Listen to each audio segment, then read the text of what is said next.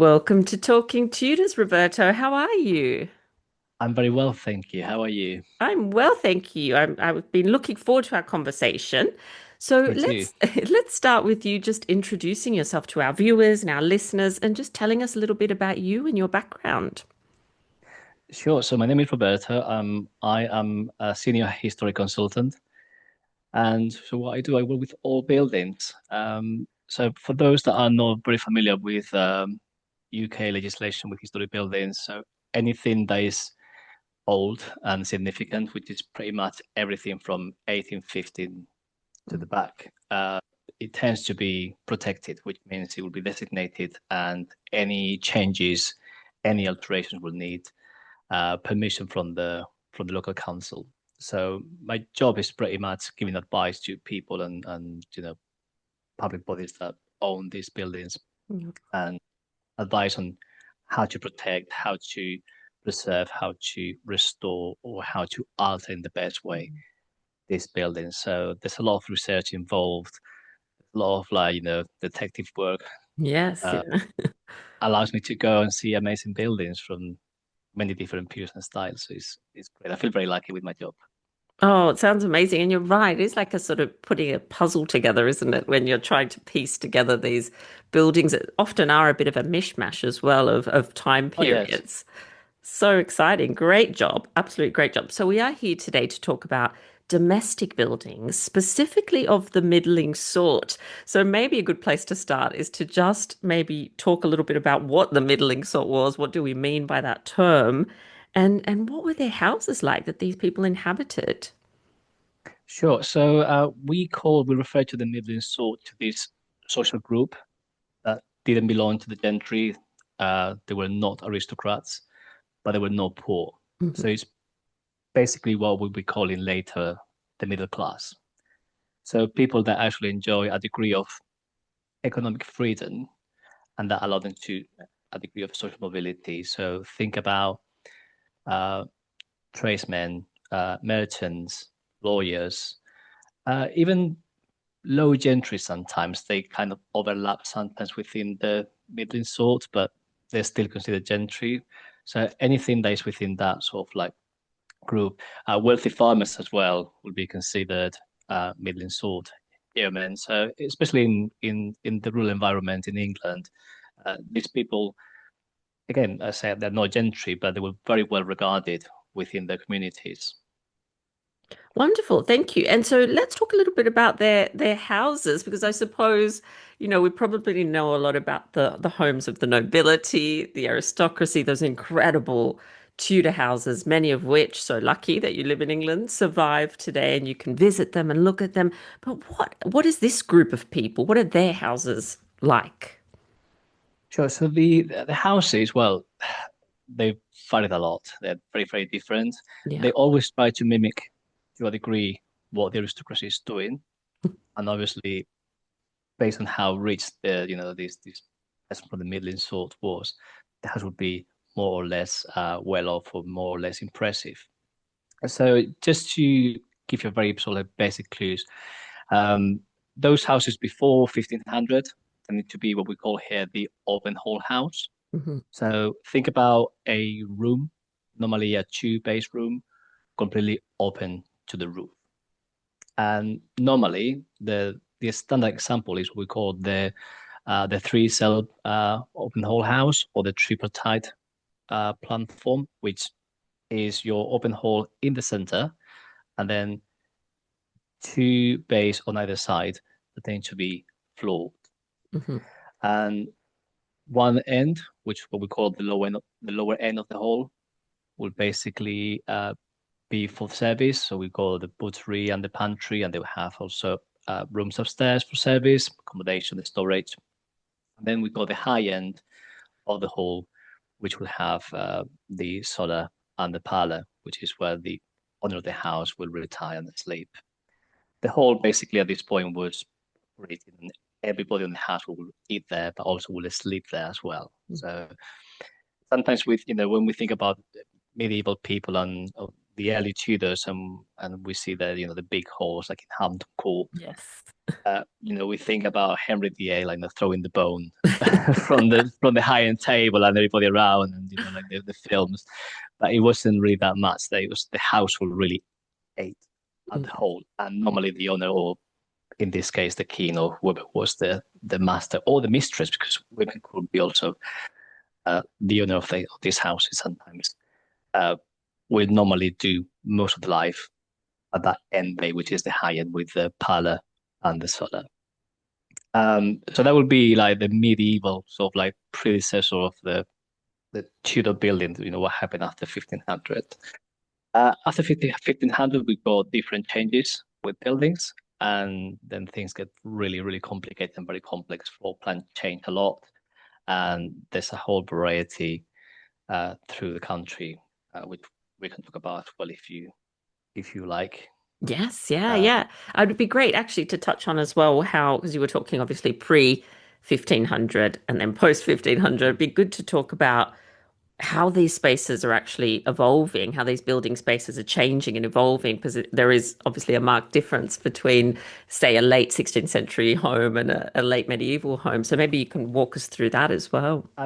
Absolutely. So after 1500, we got what has been coined since the 50s as the Great Rebuilding of England. So this is a term that starts in the 50s and is coined by William George Harrison, who was a building historian from this period.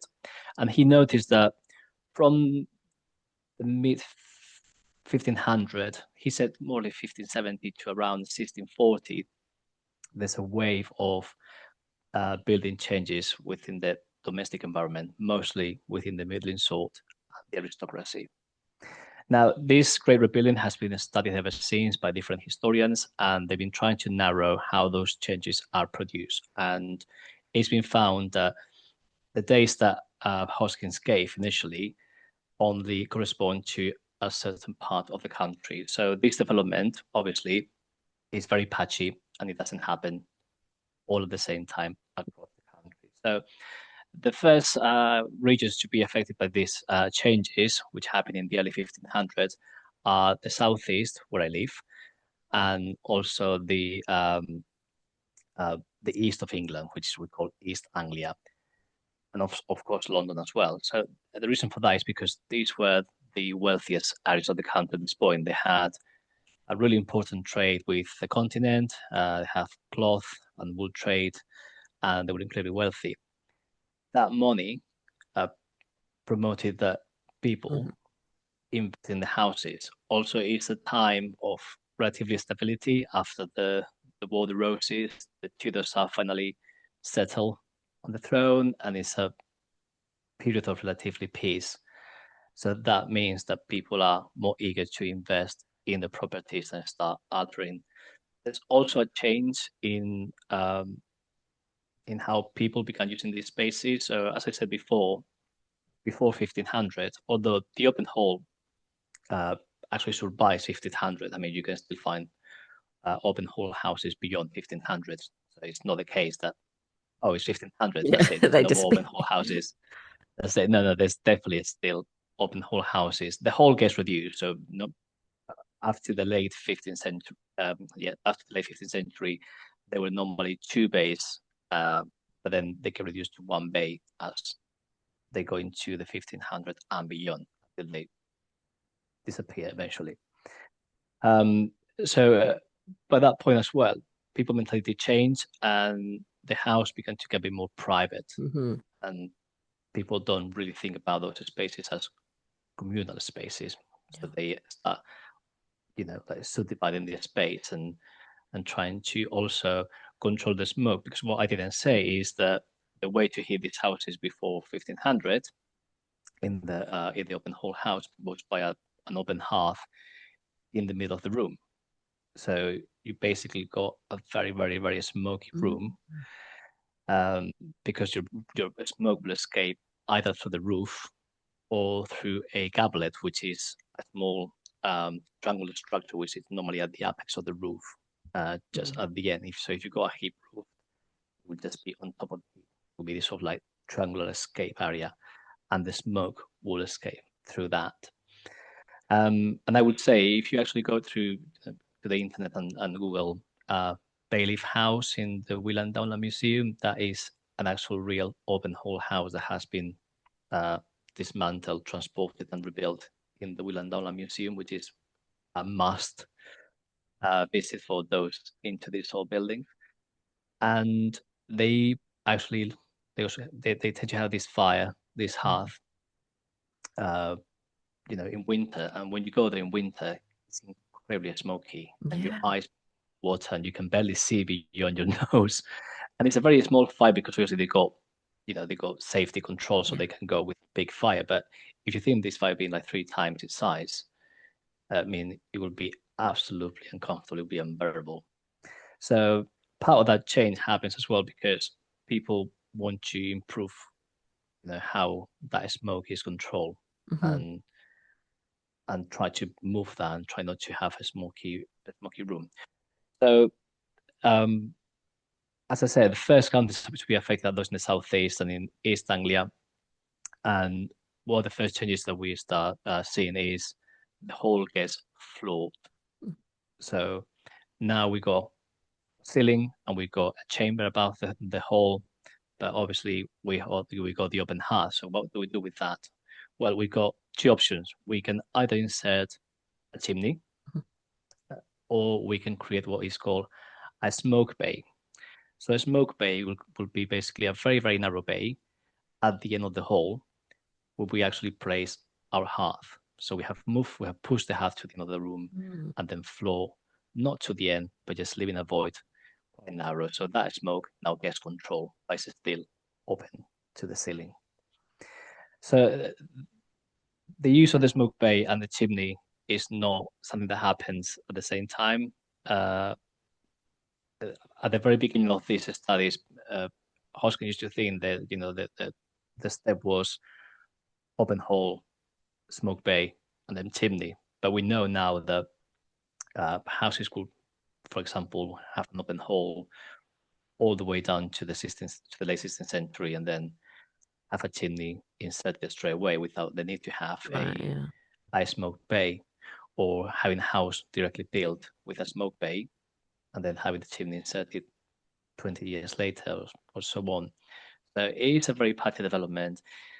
The more you move to the north and the west of the country, the later it happens. Mm. Obviously, they were further away from the continent, so um, the trading with the continent was obviously much smaller.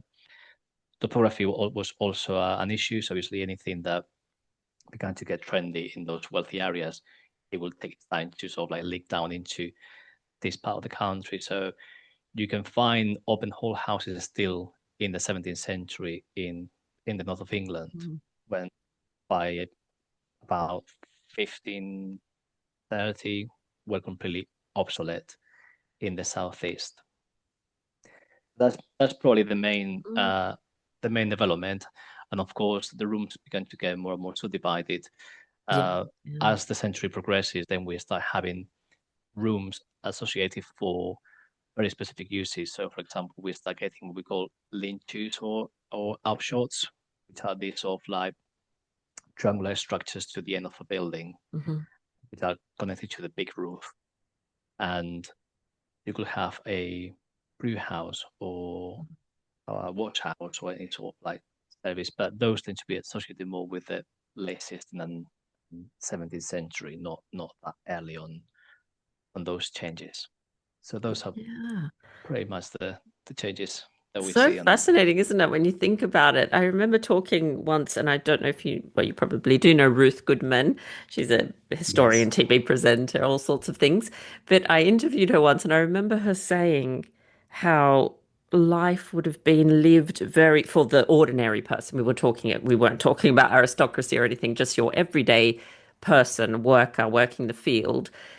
Your life would have been lived really down low because of what Mhm. you've been talking about, that smoke, which is actually really difficult for us to probably kind of understand. But so because obviously the smoke rising up, we've got, she suggested that people would have lived on the ground a lot. So, sitting down on the floor, obviously lying That's on the right. floor to sleep, which is so interesting because you don't really think about those sort of little details all the time.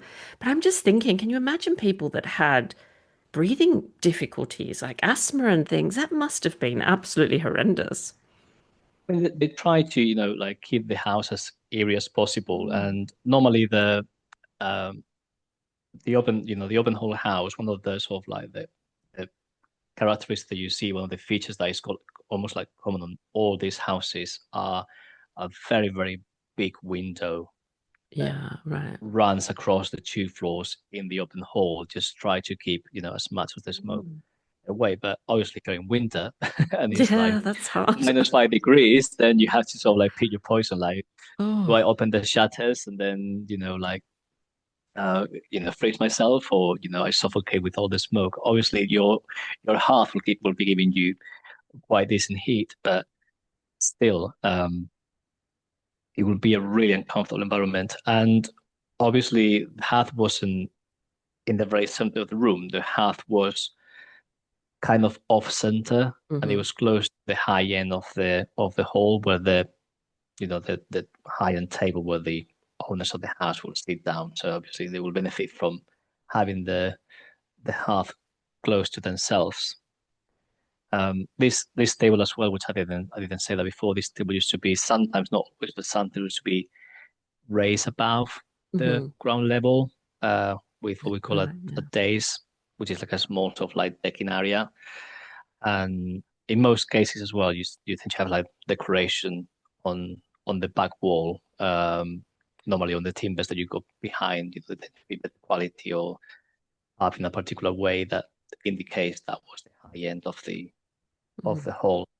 Is the idea of keeping that um order, the social order and Yes. hierarchy within the building, which is pretty much what's going on the big houses, the big palaces of the period. Yes, So it was just leaking exactly. all the way down. Um, I said that the three cell house was the standard model, but you can find houses that were much smaller. You can have open hall houses that were just like two cells. So, for Mm. example, one hall and then only one end that was floored. As I said, we were just based on how much money Hmm. at. And then changes as well within the 15th century that will reflect that money will be, the use of windows and glass, because Yes. is I know it's probably a topic that's been spoken about before Yes, in yeah, it was the quite podcast. fascinating. Yeah. Yeah, glass was expensive, was a very expensive material, and so you had to be wealthy enough Hmm. to have it. But as the 16th century progresses, then it gets a bit more economical, and then people begin to put glass in the houses. Uh, what I found on my research, which I found very interesting, is if you were lucky enough to live in an area where there was glass industry, your house might have glass earlier than any of the Right. houses that were that close. So the house that I used to do my dissertation research, for example, um, there was clear evidence that part of the house was glazed. Mm. So as built, which was built in 1520s as an open hall house, so it was a really late open hall house. As built, it did not have glass, but when it was altered during this great rebuilding, and what I explained about the chimney is sort of like the smallest of the changes, because sometimes they used to just knock down half of the building and build an extension or a crosswind. Yeah. Again, that's based on how much money you had. So in this case, in this house, they knocked down the the high end of the medieval hall, and they built a huge extension with a new parlor extension with lovely fireplace and windows that were clearly glazed originally. But we know that in that village there was already a glass industry that was actually quite active in the century. It is likely that they actually benefited from that Mm. as well. And the same with bricks. Brick was expensive as well. That's why you got places like Hampton Court, Oxford Hall, that completely made of brick. Hmm. Um, so even though brick has been used like for centuries, it didn't really leak this. social echelon until the late 16th century, and the chimneys were like the thing to be seen if you Yes. got guests.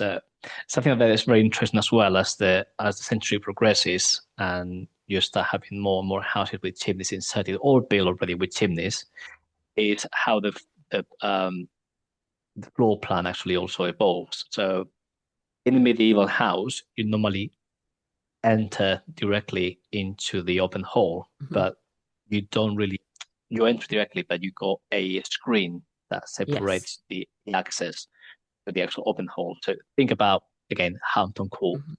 You got that lovely wood screen that separates the access from the hall to the actual hall. So you got the same thing uh, in this lower end.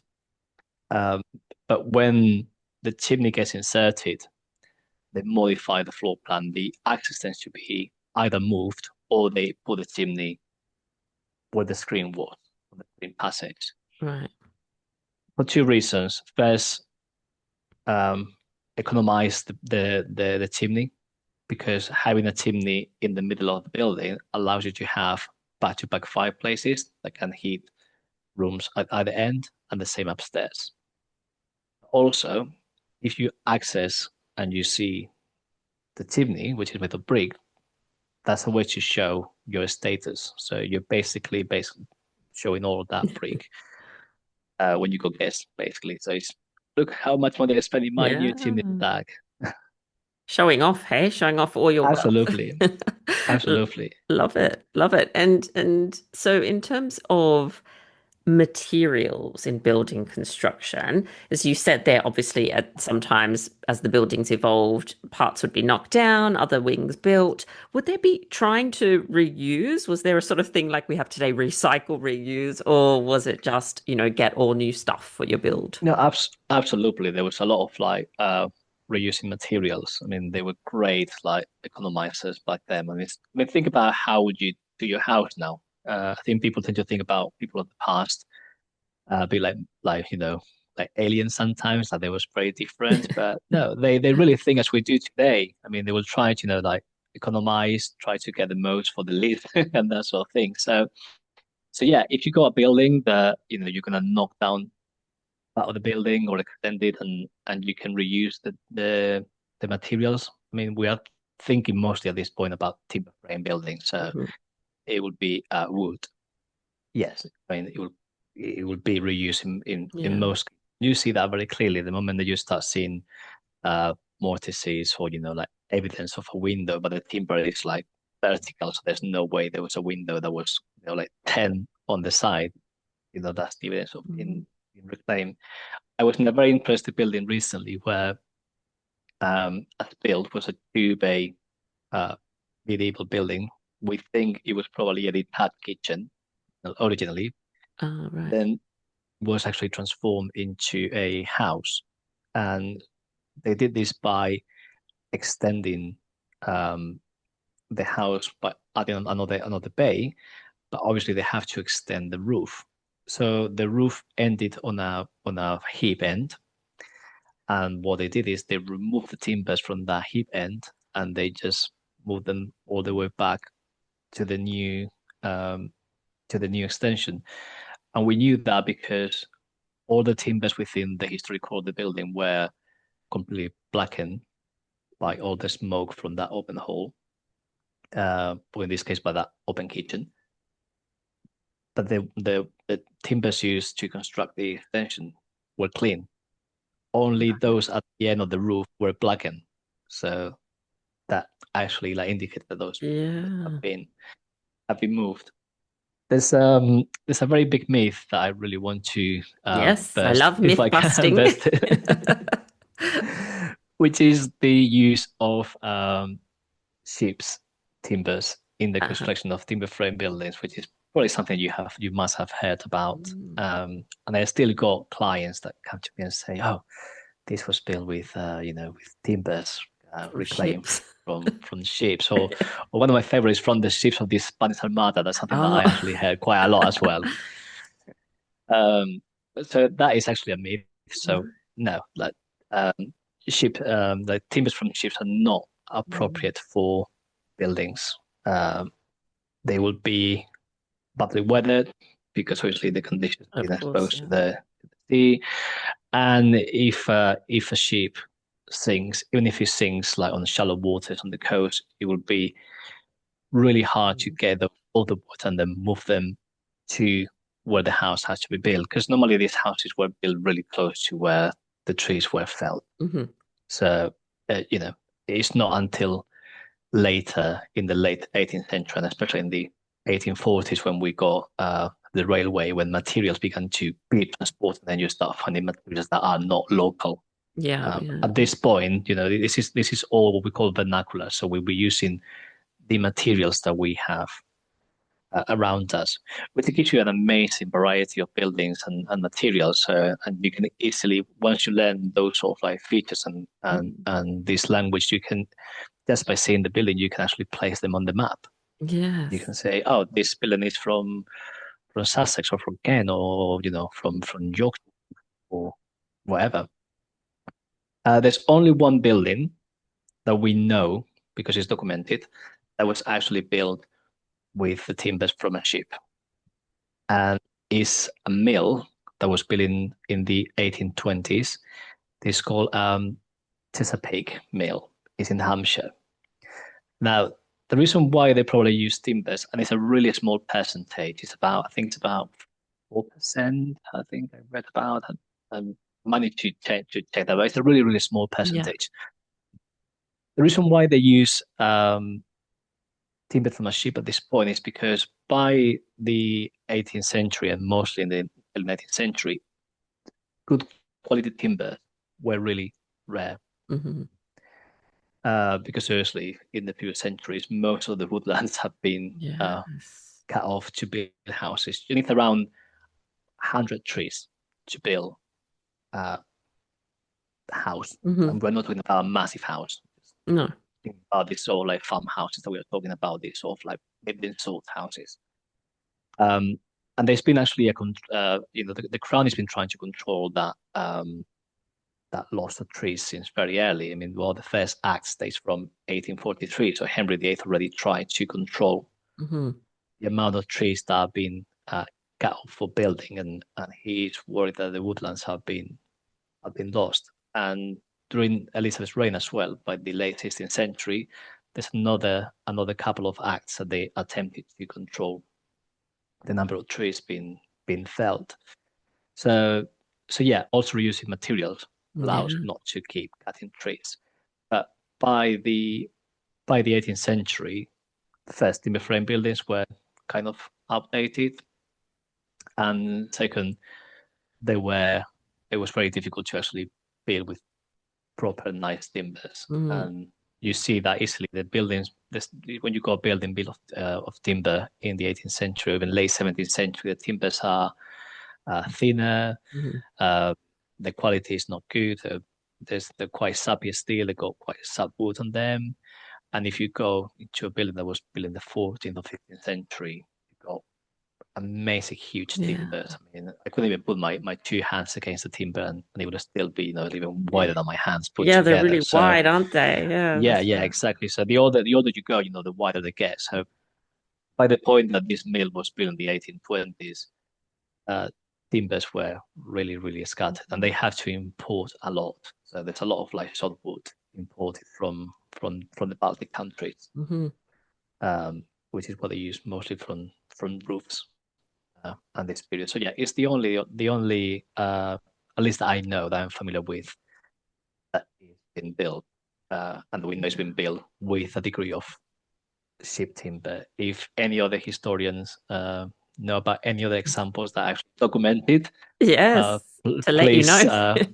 yes, yes, please get in touch and let me know. But yeah, most cases just where from a previous house that was inside, and that Yeah. happens a lot. When you find inventories, Mm. you might see that you find an inventory from the 16th century, and the house that is being described in the inventory doesn't correspond with the house that we have now. Then you find an inventory from the same place that is from the 17th century, and that corresponds. And Hmm. then you think, all right, so there was a house that has been knocked down completely, and a Mm. new house built on place. but then you start seeing timbers in the building that are not uh, like ex novo.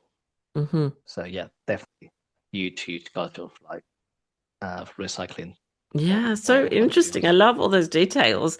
And so earlier you were talking about, you know, some ways that people expressed their wealth and their status through the architecture of their homes, you know, especially if you're wanting to show off a bit. We talked about a little bit about the glass and about the fireplaces. Is there anything else that people in this level of society would have done if they were perhaps trying to impress their neighbors or trying to aspire to perhaps reach, you know, higher status, apart from obviously the things we've mentioned? Sure, yeah, there's quite a lot of things that you can do. I mean, before all these changes happening, after 1500, this is still, we always try to impress our neighbors or friends and, make the best of our houses. So this is no, it's not, it's nothing new. It's something that happens after 1500. So uh, in pre-1500 houses, you find things like, a degree of symmetry, which is something that uh, some people in the past have sort of like argue, say, oh, houses were built ad hoc. There was no actual design on the front elevation. But when you start seeing, or at least you can pass it up how the front elevation must have looked like as built, then you start seeing patterns where windows are arranged in a way that whilst not they might not be perfectly symmetrical, they definitely there's conscious of how that facade is presented. Hmm. The way the timbers are felt is a big indicator of how wealthy you are. Right. So the nicer are your timber, the nicer have been carved, the more straight they are, the more expensive they are. So you want to use those timbers in the most Mhm. visible parts of your house or your building. So that tends to be the front elevation. There's a really cool building that I like to use as an example of this, which is Dragon Hall in Norwich, in Norfolk. It was built in 1430, I think, or early 15th century, and it was a cloth exchange building. So it was actually a public commercial building. It's on the bank of the river, so the river was actually like sailable from the sea. So there was a lot of merchants coming from the continent that would actually access the city through the river. So what the person that actually commissioned the building did is use all the best timbers to the front that was actually facing the street because that's where your pedestrian merchants will see very close up. The worst timbers, which are irregular or not as nicely felt, are to the back because the building is close enough to be seen and appreciated from the distance, but not close enough Yeah. to pick up those small details of the timber not being of good quality. So, you try to economize and make the most with, play with those materials. So yeah, timbers and the way they are felt um or size or even the amount of timbers you get is an indicator. Um, Something you see as well is what we call closest studding, which is when you get a lot of like vertical elements with all the stats for those Uh-huh. vertical timbers on the facade, and you see a lot of them put together with smaller spaces of no more than 15, 20 centimeters between those timbers. Uh-huh. They have no structural, uh, like, natural. I mean, they have no structural element whatsoever. Uh, They are just there as decoration. They're just there to say, I got so much money that I can pay for all this extra yeah. timber just for display, just to put that on my facade and and make it look much nicer. So yeah, that's another way. Um, Obviously, glass at this point in the medieval buildings is still not a thing, but you got what we call mullioned windows, Ah, which is yes. basically an opening with vertical timbers that tend to be um, diamond shaped and Hmm. then placed on angle for two reasons. Decorative, because it creates a nice sort of like contrast when the light hits them, and also with them because it doesn't allow that much draft. Hmm. If you had a sort of like a square mullion placed in the opening. And then as we progress, obviously, we were talking about the glass, we were talking about other timber as well. It's been for displays. things like gables get added. That's something I guess a bit more in the late 16th century. But yeah, gable ends, big windows, oriel windows, which Beautiful. for those that are not aware of the term, an oriel window is a bay window that is Mhm. in the first place and hangs, overlaps over. So it's like a hanging window, which is highly decorative and highly and very, very expensive to produce. Um, Internally as well, you find a lot of things. So in medieval houses, in pre-1500 houses and beyond 1500, you find uh, that the plaster internally has been sort of like combed Mhm. and created sort of like lovely wavy lines, almost like minimalist decorations for for us today. But Yeah. you can still find some examples in situ sometimes in roof spaces. They have extended the building and they have sort of like Mhm. encapsulated the Yeah. original facade. So you can still find those still in situ. Um, Chamfer stops, that's another way to decorate buildings. So when you go beams on your ceiling or on joists, um, sometimes they could be just square. That's like your basic beam. But in most cases, what they used to do is they would chamfer the corners of that beam, and then the chamfer will just terminate on a sort of like pointy, like up element. It could be very basic, just as a sort of like stepped, like curved Mhm. point.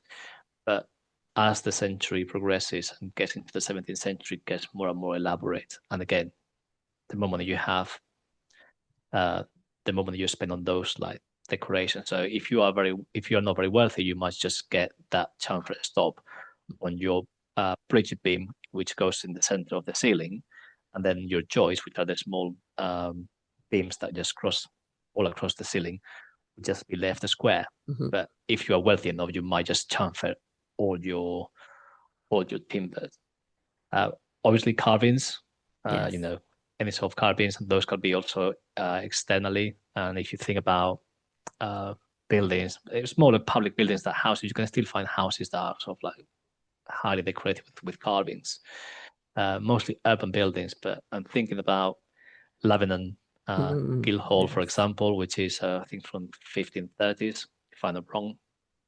That's probably like the example of how these Mhm. buildings get decorated to show display, even though it's a public building. The Yeah. same the same narrative, the same language can be put into a domestic building, and of course the chimney. The chimney Mhm. is a big status display.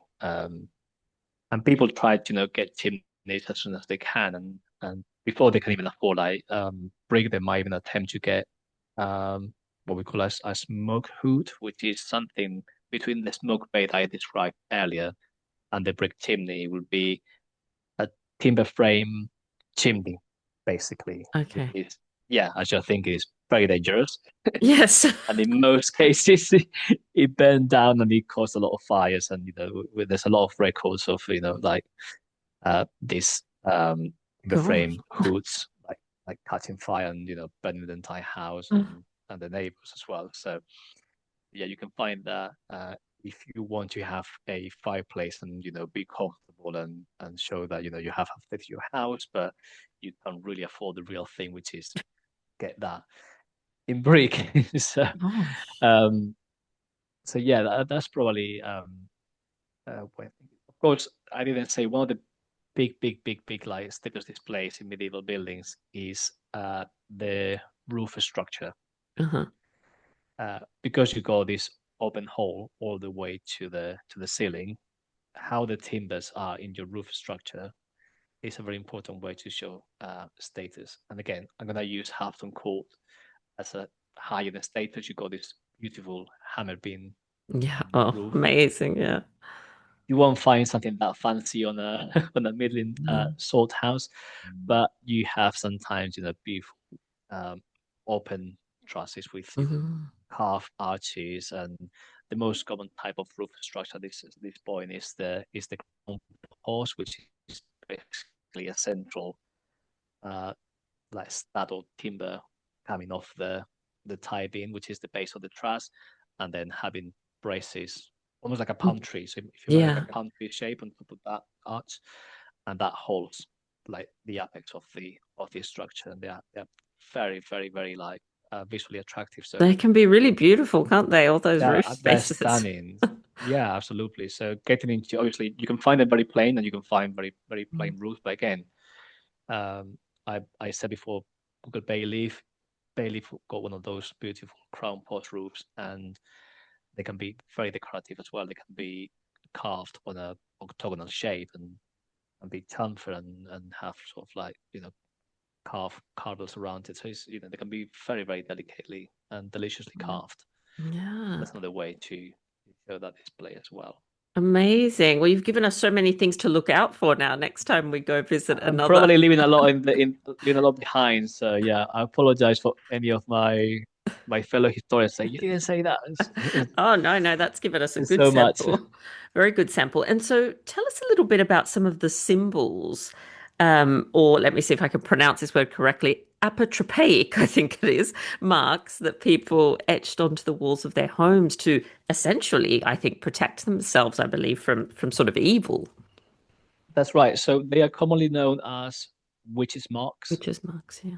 The the word you use, apotropaic, comes from ancient Greek apotropos, which Mm, it literally means to wear off right, evil. right, okay. So yeah, you can find them easily in these buildings, and they've been used since the, we believe, medieval period all the way down to the 19th century. But dating these marks is incredibly difficult and sometimes impossible because they are using such a big aspect of time, and we know that they get really popular after uh, King James I published his book Demonology, first in Scotland in 1597, and then in England in 1603 when he's crowned King of England, because he speaks about how witches can access your house. So there's a paragraph in the book where he says something like they will turn into a small creatures or Mm, smoke and get through the tiniest of the gaps, even if your house is secure and closed. So that that created that bit of panic of people, yeah, especially of when you got course. that peak of the fear about of the witch.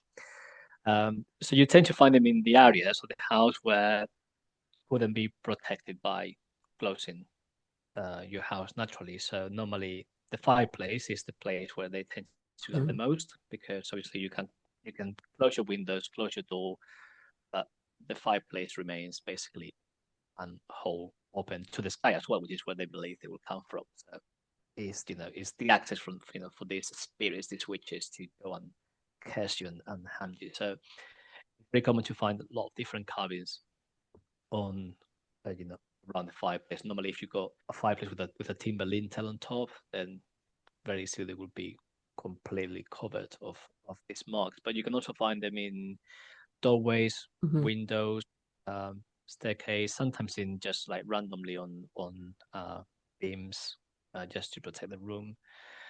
And they can be of many type and many different shapes. So the most common ones and the most sort of like visually attractive is what we call the daisy wheel, Ah, which is yes. this Yeah. sort of like flower-like shape which you draw with a compass, and it's inscribed within a circle. And again, interpretation, is a bit speculative. So it's believed to give protection against spirits, but then if it's found in a kitchen, then it's believed to offer protection against poisoning as well. So it's highly speculative because Right. we Yeah. can't really tell for sure. Um, you got like concentric circles as well, very common sort of arcs. Sometimes like star lights, or what we call the butterfly style, which is like two triangles, almost like kissing each other. So Yes. give Yeah. you that sort of like butterfly um, like shape.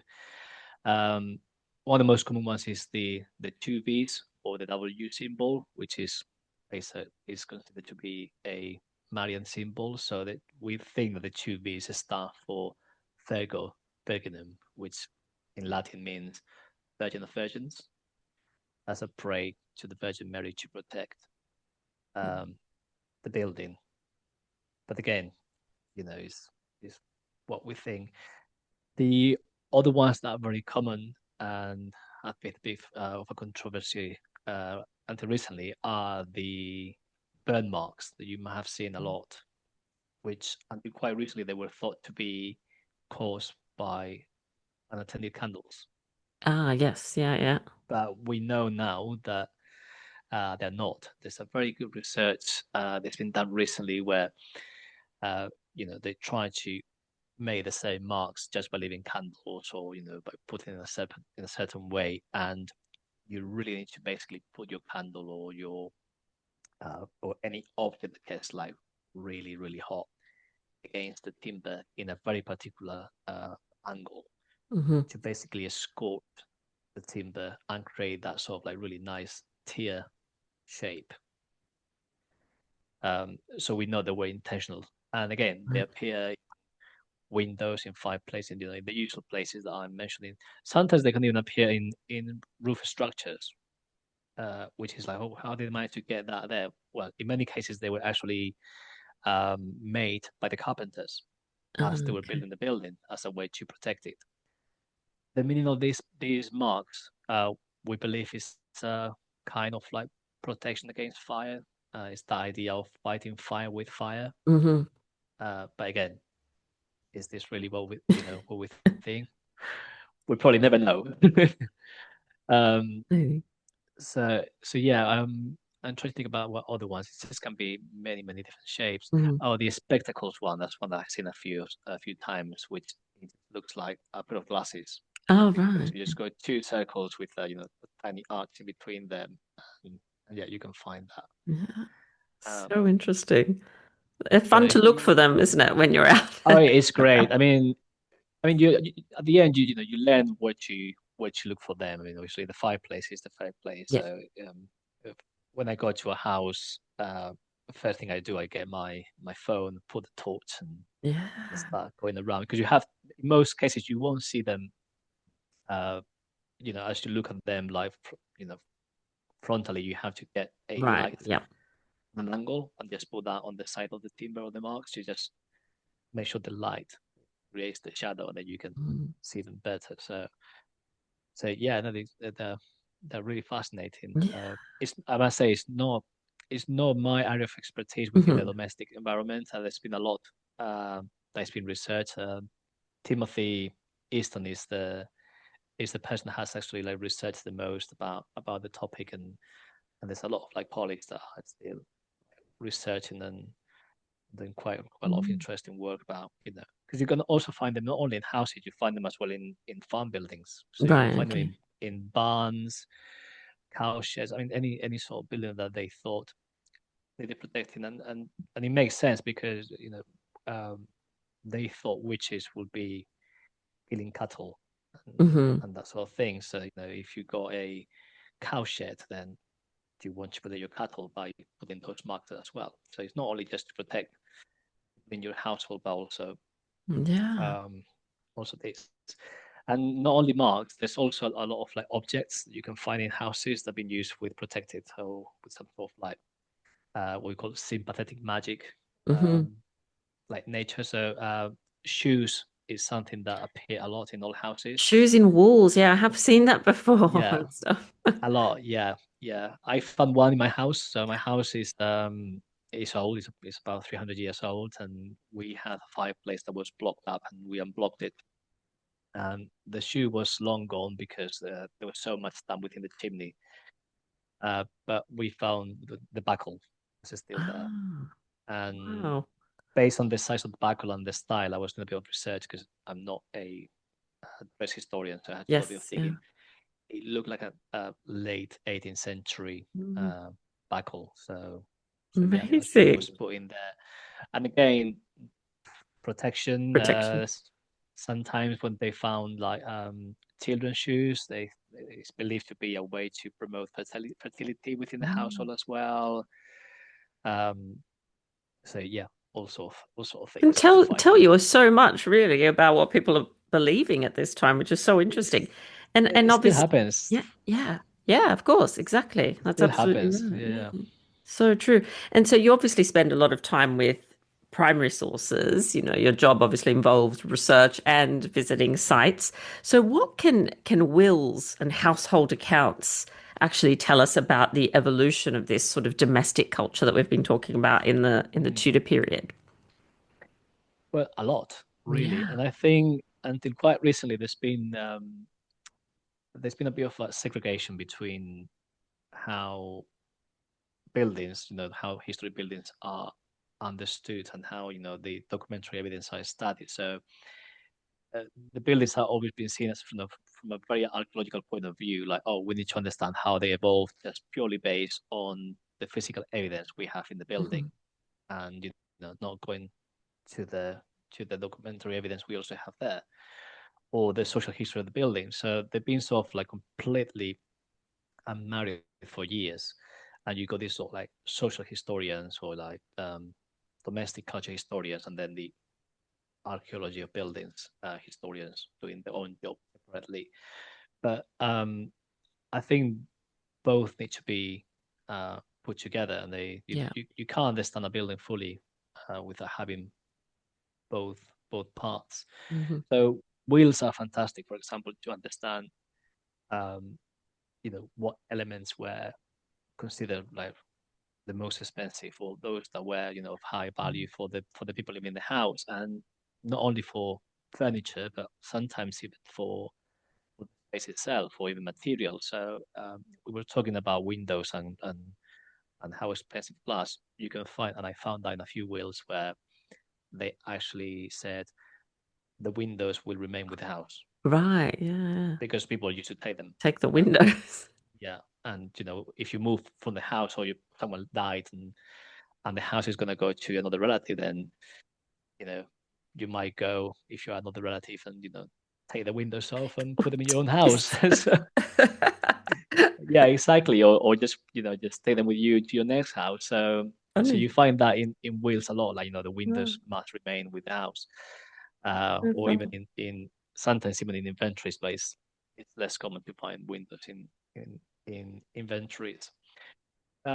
With the space as well, you sometimes find in Wales, which is very interesting, when you got women that are inheriting the use of the house. So they might Mhm. not inherit the actual house, or this, or the small estate they might have if they got like a farm or something.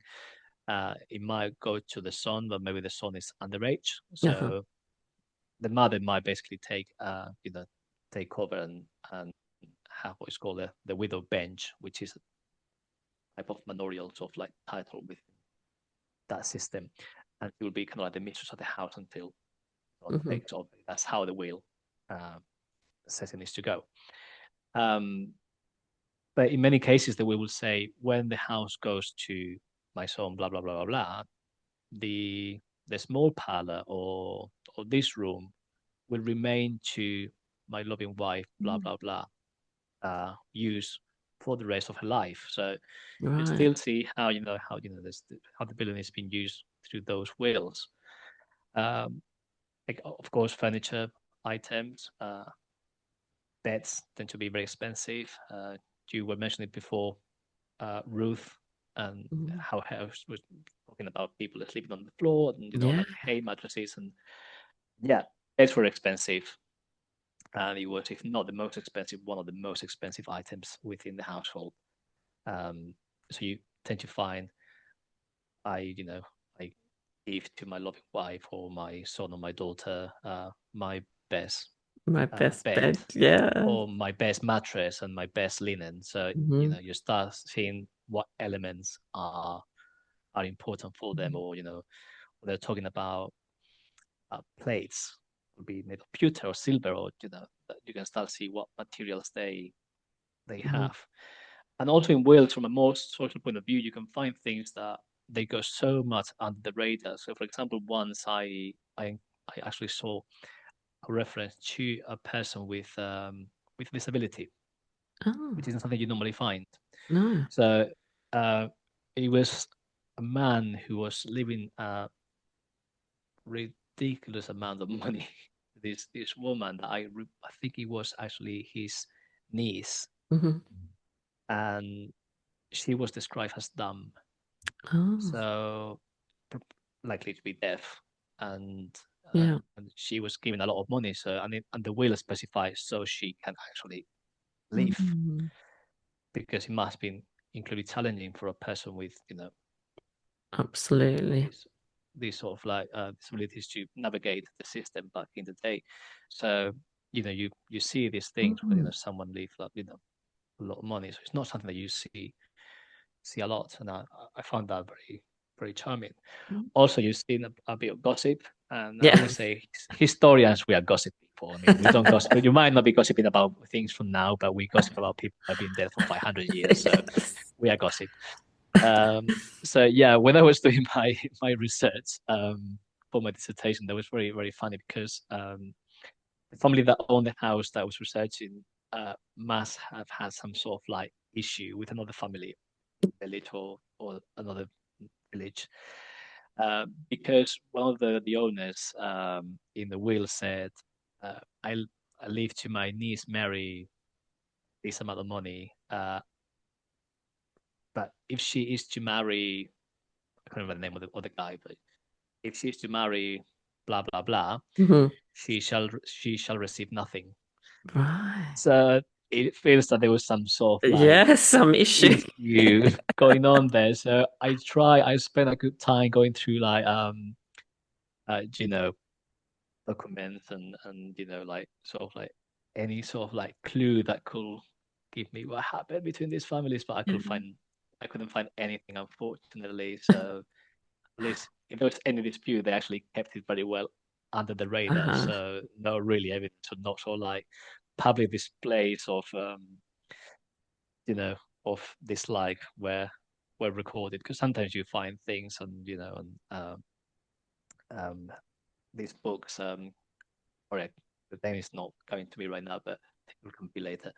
Where disputes were normally recorded, and Yes, yeah. normally they're just like simple things like you know, boundary encroachment still Hmm. happens today, or the most common things 500 years ago. But you're gonna still see things like oh no, the wife of this and this, and the wife on this and this. They had an argument in the market square, and one called whore to the other one, and Mm. so on. So Yeah, yeah. those things are actually recorded with these words. Yeah, yeah. Um, so it tells you a Gosh. lot. Inventories are the great document for building historians, uh, because what an inventory does, it gives you a description of the building. Hmm. It doesn't describe the building in a way they'll say, oh, it has four windows, or or this door, this roof, or this. What it does, it describes what is in each room Hmm. that is movable. So an inventory basically is a document that is being made after a person dies by a member of the family. Normally, you have two or three people involved doing the inventory that were either neighbors or family or someone that was actually uh, also your will. So normally, your executor of the will Uh-huh. will be also doing your inventory, and they will basically be recording everything that is in your house that is movable and giving it a price. So they would be saying, "Oh, I don't know, a chair," and then the value of the chair. And what is interesting is, whilst it doesn't describe the building physically, it does name the rooms. Hmm.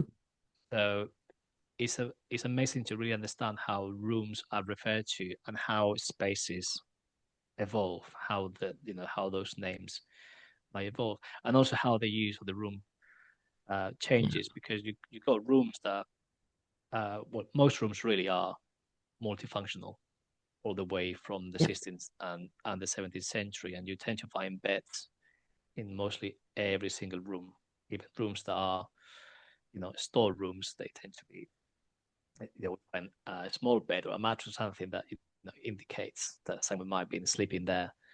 And if you got a farm, it makes sense because many of these farms they employ like seasonal laborers, so you will have like people coming for the season, working for Mm. you, and they will sleep there, and then move away until next season.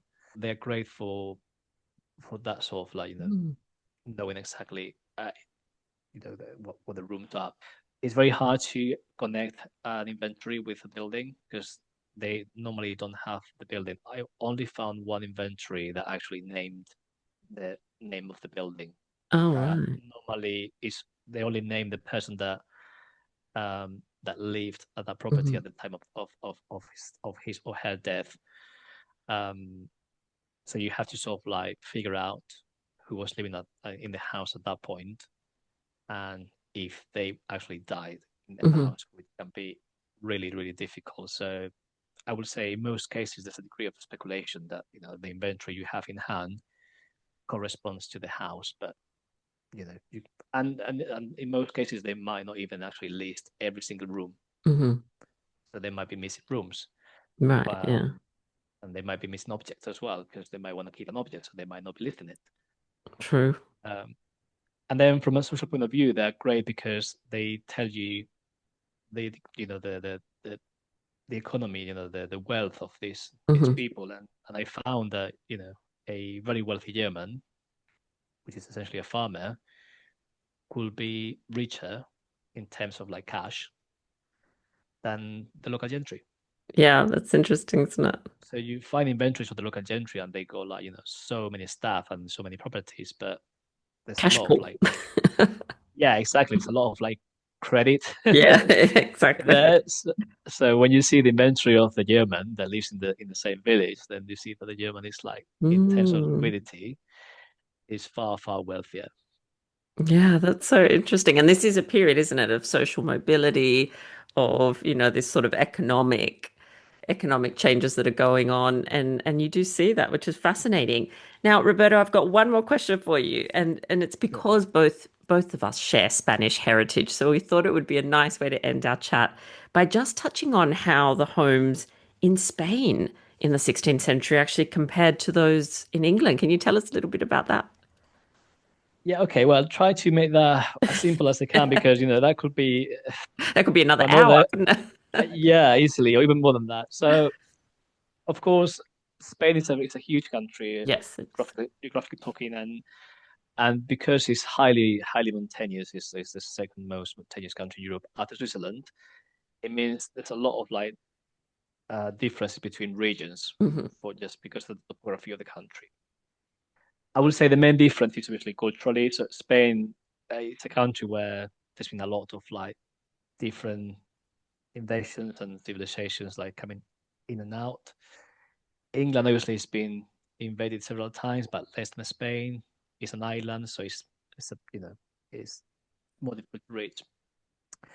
But I would say one of the main difference is materials. So mhm, Spain has timber frame buildings, but still even in areas where timber frame buildings are quite common, like north of Castile or north of the country, stone and brick is the main material.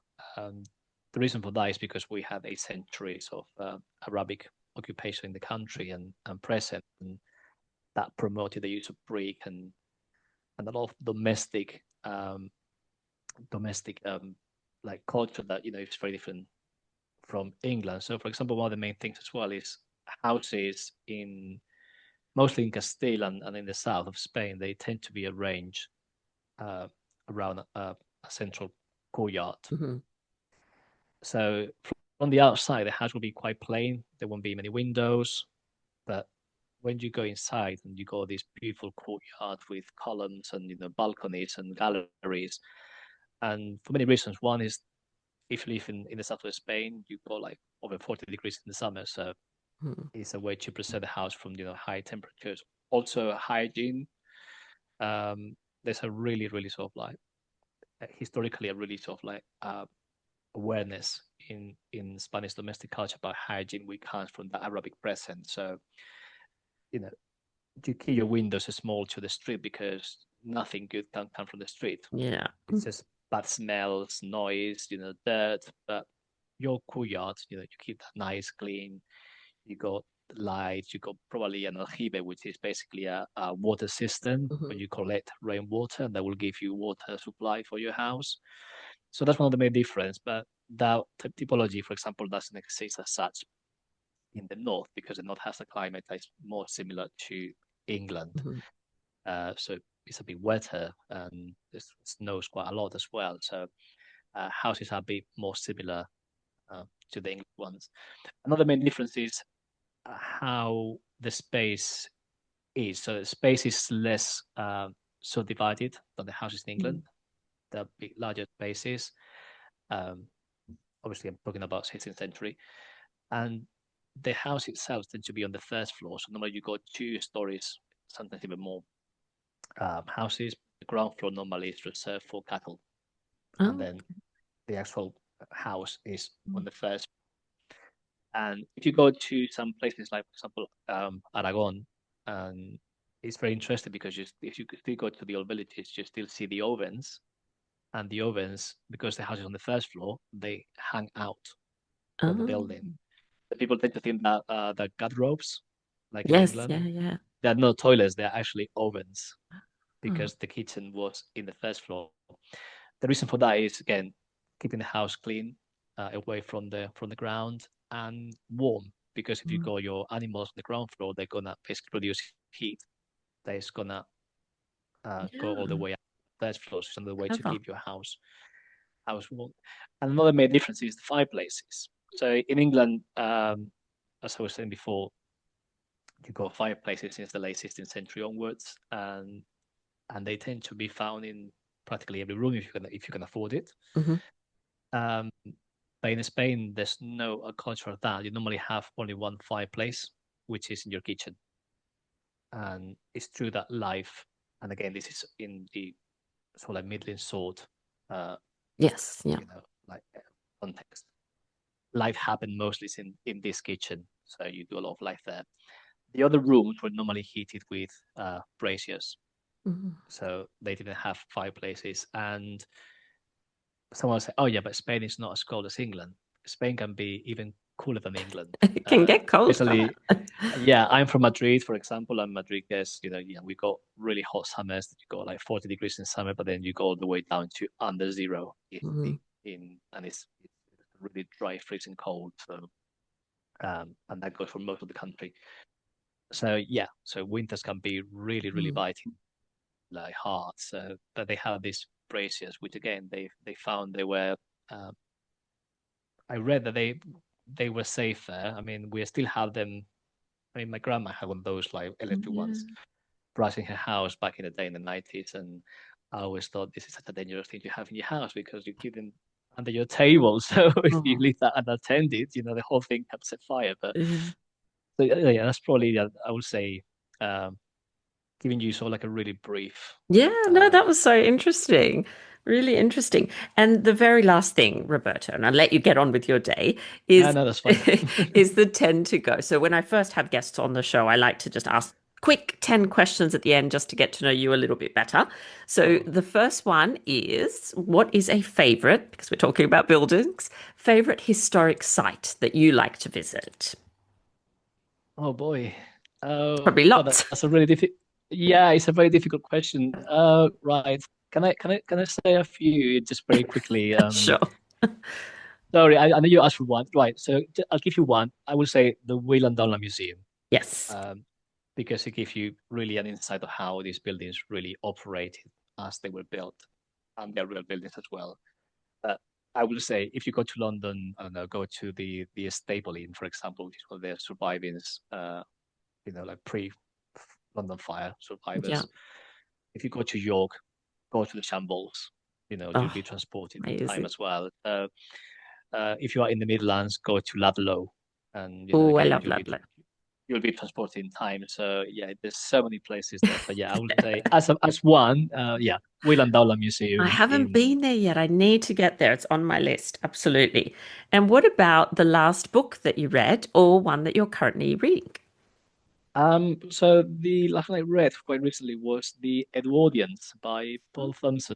I appreciate it's quite away from Oh, no, that's okay. my my period, but I'm actually is my favorite period in history after Is it? obviously the Oh, early modern period. I'm quite like obsessed with the Edwardian. I actually love it.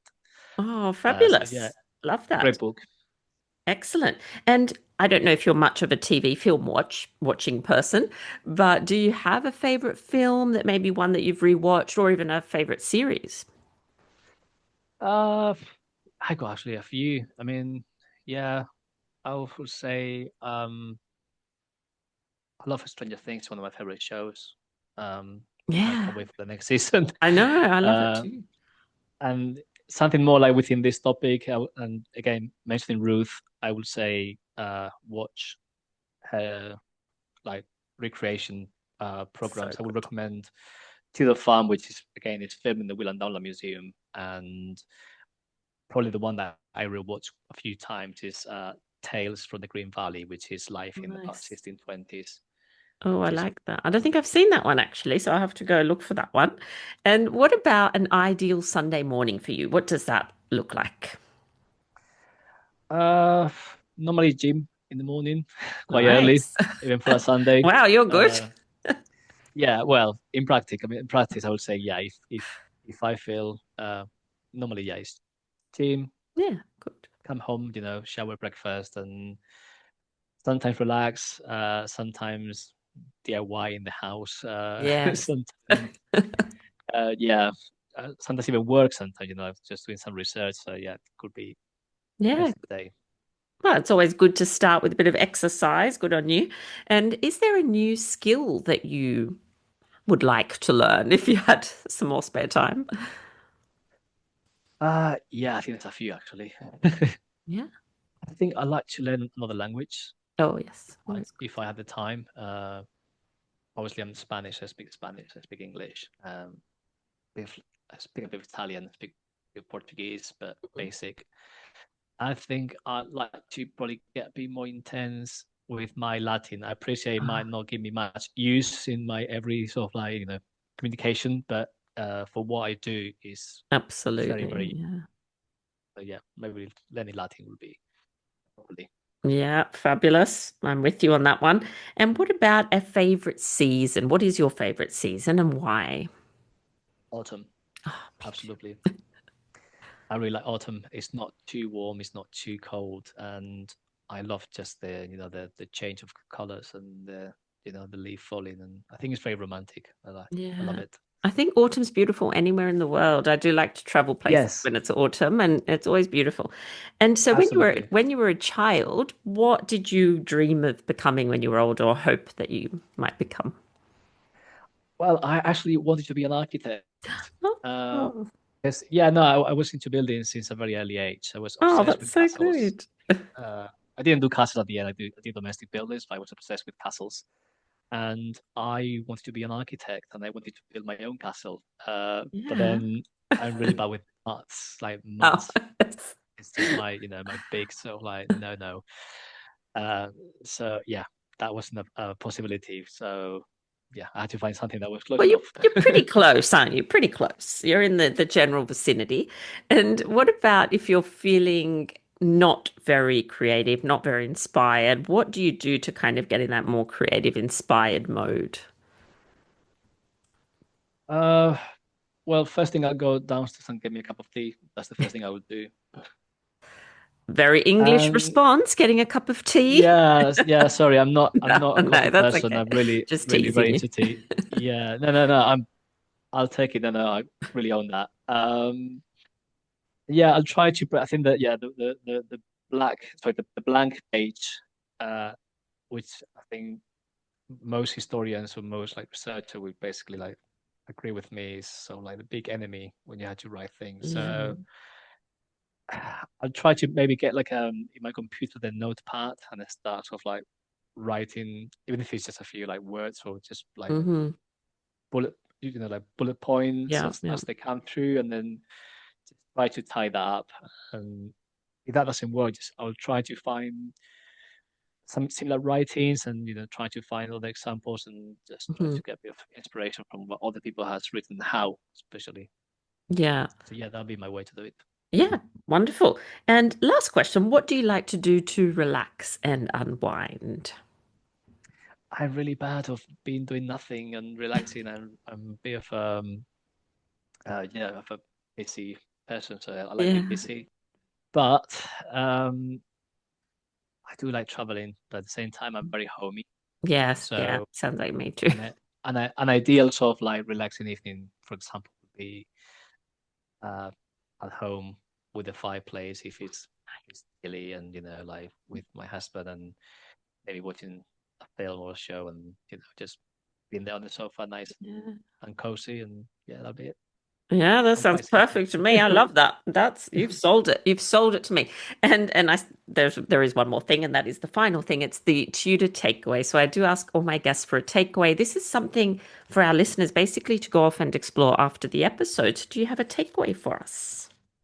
Well, I gave you the Weald and Downland Museum, Yes, which we I love think that. probably be that. And I think I give that. Yeah, I'll say that again for two reasons. Even if you are not in the UK, Mhm.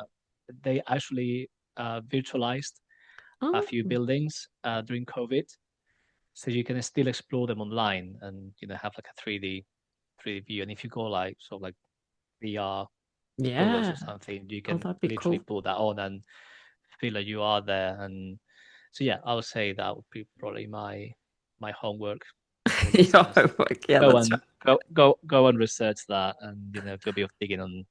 It's a fascinating place and very unique, very unique. Yeah. Oh, I love that. I'll put the link to that in the show notes so everyone can find it and have a little look. And Roberto, thank you so much for taking the time to come on the podcast. This has been really fascinating. Thank you. Thank you for having me. It's been a pleasure. Thank you very much.